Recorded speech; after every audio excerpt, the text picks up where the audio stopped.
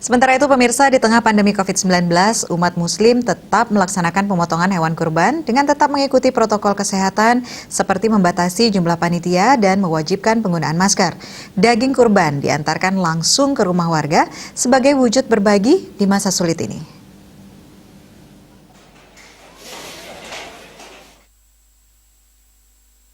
Di masa PPKM darurat dan pandemi COVID-19, tidak menjadi halangan bagi umat muslim untuk melakukan rangkaian Hari Raya Keagamaan Islam Idul Adha 1442 Hijriah, yakni pemotongan hewan kurban.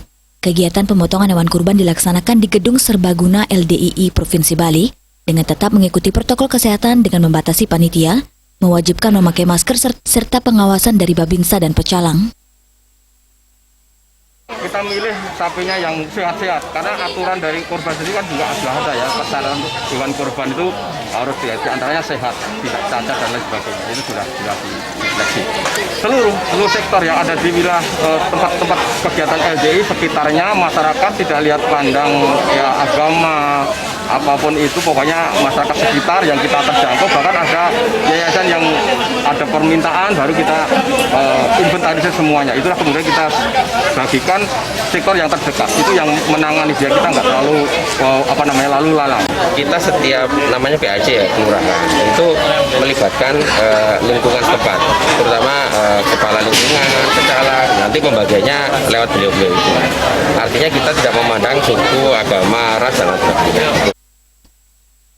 Pemotongan hewan kurban tersebut membagikan 12.000 paket daging kurban yang disebar ke seluruh masyarakat, khususnya umat muslim di Bali yang bekerja sama dengan masing-masing kelurahan. Pelaksanaan ini juga menjadikan momen untuk saling berbagi kepada masyarakat lainnya, mengingat Bali masih menghadapi masa sulit pandemi COVID-19 dan adanya PPKM darurat. Kami di sini berdampingan dengan LDI. Kadang kami hari raya, Galungan, Kuningan, kadang juga kami memberikan sesuatu. Itulah yang ditanamkan oleh leluhur kami dan dulu sampai detik sekarang ini kami jalankan.